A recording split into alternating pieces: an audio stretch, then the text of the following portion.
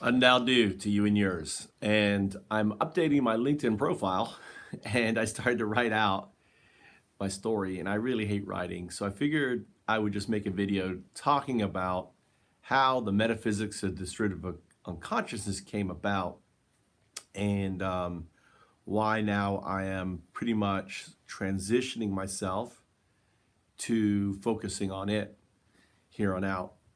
Um, In 2004, I moved to Japan. I had been living for about a year and a half with no income with my friend Chris Griggs. He's a comedian, chrisgriggscomedy.com. He can verify all this. I was actually taking coins by the end of it out of his change jar just to eat every day. I had no money. And I had to take a job, and I had a job offer on Wall Street to do commodity sales from a small little brokerage firm. And the guy gave me, was like so excited to have me joining the team.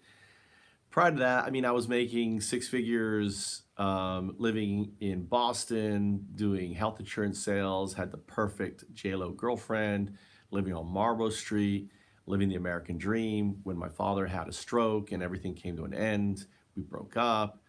I didn't, I was devastated at the breakup with Laura. And I did a stupid thing.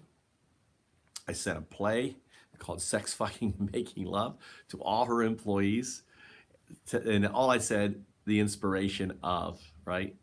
And it landed me in trouble. You don't send a play called Sex Fucking and Making Love to an attorney, especially a divorce attorney.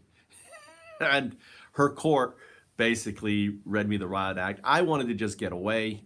And this was actually about a year later, right? We broke up in like 2002, more than 2 years later. Um, and I wanted to get as far away from her. And 6 months before we broke up, I had this such a vivid dream. I was married to a Japanese woman. I had two beautiful boys. And I remember laughing, and we were in our honeymoon period. We were in at the, at the top of our, relationship. And I remember laughing, and I remember her silk. She had this 600 count thread sheets, and on the second floor of her house, right there in Boston, just outside of Boston, and I remember waking up and laughing and saying, I had this crazy dream and telling her about the dream. We laughed about it. Well, all this went through and I wanted to get away. I had sold my Mercedes. I was living with a friend. I had no rent. I had no baggage. I had nothing. And I decided, you know, if I don't leave now, I'll never leave, and I'll be stuck in another thing and another thing and another thing. So I went online and I found the teaching job as a business development director for an English company. I have a master's degree, double master's in MBA and also in MFA in theater management. It's a dual master degree out of the University of Alabama. So I said, I have no experience teaching. They're like, great, that's how we want you because we want to teach you our way. And this was Ed. So I went there and I literally had no money. I think my friend Mike, a millionaire in DC, actually lent me the money, get me the ticket, the round trip, if I remember correctly. Or I was able to get a credit card with $700 or in it. And I was able to get a round trip ticket because you can't buy a one-way ticket. And I arrived in Japan, not speaking a lick, literally broke, and working at Nichibei Gaigo Gakuen, Nichibei Japan English Language Institute, Japan's English Language Institute in Fukui, Japan. And I was so hungry and I had no food that I was actually scrounging food around because they held your check for a month. That's how it works in England. You know, you don't get your check up front. So I had to work entire month. And I lost quite a bit of weight. I need to probably do that again. But where I lived was in the heartland of Zen Buddhism. Really is where the founder of Zen Buddhism, a place called AHG. And I lived we were very close from there. And I spent all my time walking. I had nothing else to do. I couldn't speak the language. I had no money, for my first couple months. So what do you do with your time? And I knew nobody. So I started thinking, and I had an old iPod with the wheel, right? I left it in Osaka, right? I hope someone finds it and uses it. It's probably sitting at a hotel room. And I downloaded all of the great teaching network from something called BitTorrent. Vitalik Buterin had worked on it. It was a decentralized sharing network. And I spent really the next months and ultimately 3 years contemplating one question, right? Why are there so many religions? Think of each of these things as a religion, right? And they're all kind of arguing and saying, I'm right and you're wrong. And there's lots of branches of you look at Christianity, there's all these fractions, and you look at even the, you name it, they're all fractioned out in all these little communities.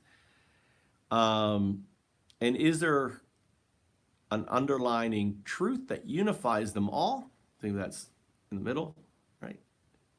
Right? And what would it be? And could be grounded in science. And that was my desire, those three things. Understanding why, Tao, is there a unifying theory? Do, is it grounded in something, right? Is it grounded, right? UnDaoDu. And I, over a course of time, I realized that listening to these tapes, there was a lot of work on quantum mechanics and the Big Bang, and this thing called supersymmetry and entanglement. So what I wanted was, to my satisfaction, I never intended to share. I just wanted for myself to be intellectually grounded in a belief system that made sense of the chaos. That's what I was setting out to do.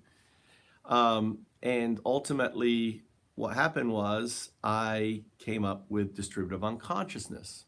I didn't like the word consciousness because I couldn't see the personification of this thing or this it or this substance or this whatever, this web, this do, as the Tao would say, the do that can be told is not the eternal do.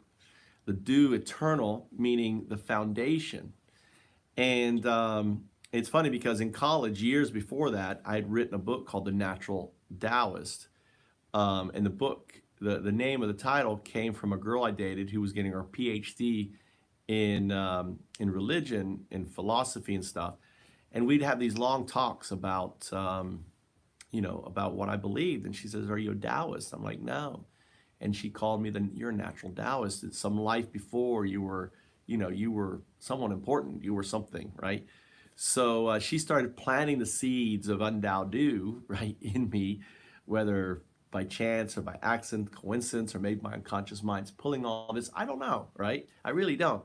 But to my satisfaction, the Metaphysics of Distributive Unconsciousness, I started developing this metaphysics.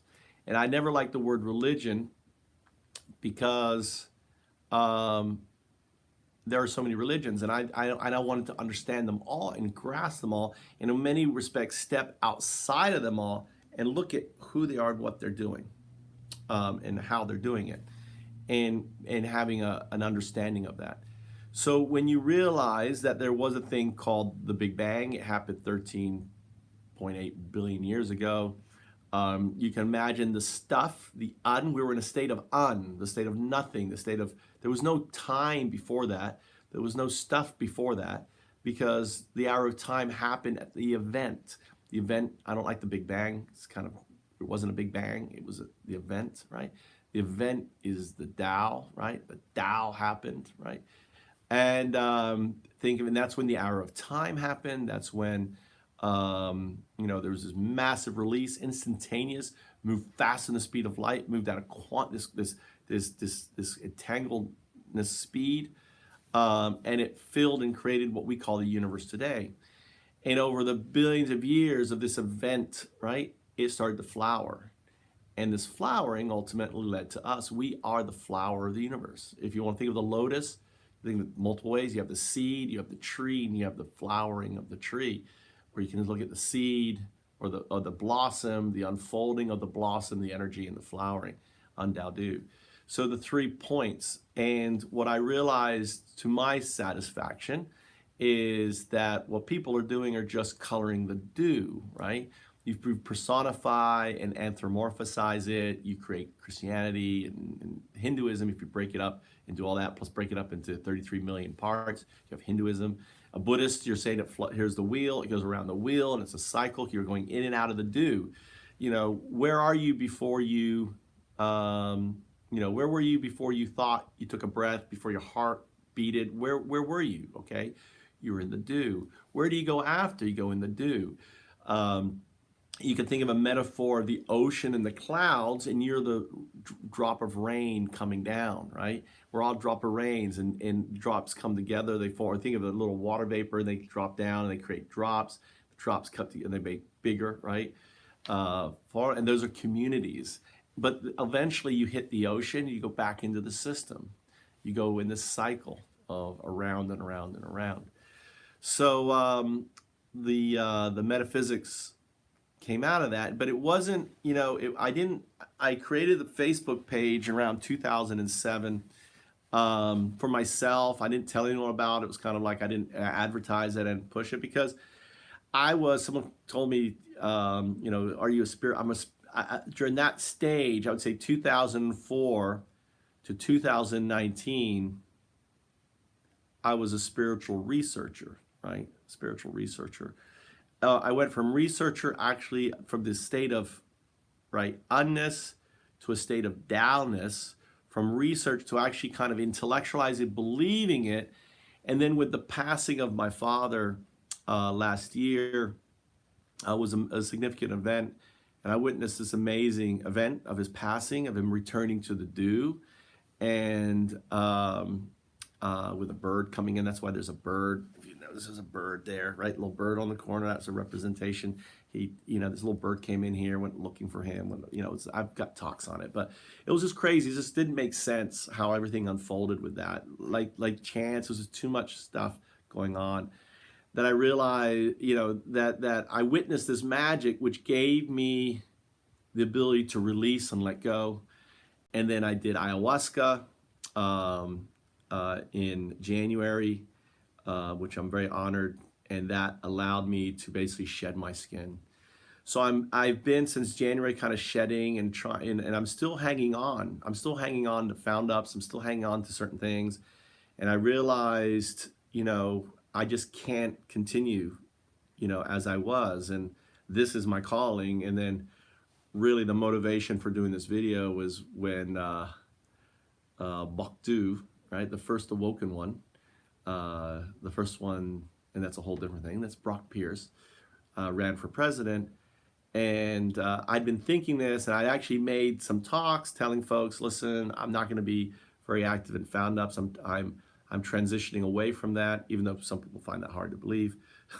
Maybe it is, maybe just a cycle. But I really want to focus on my final years, and whether I pass, whether I pass with coronavirus, right? It doesn't matter. Death is just a transition. I'm not afraid of death. I don't, and if it happens, it happens. I'm not seeking to die. That's why I'm not afraid of dying. I'm not in my house in fear. I'm just being, smart.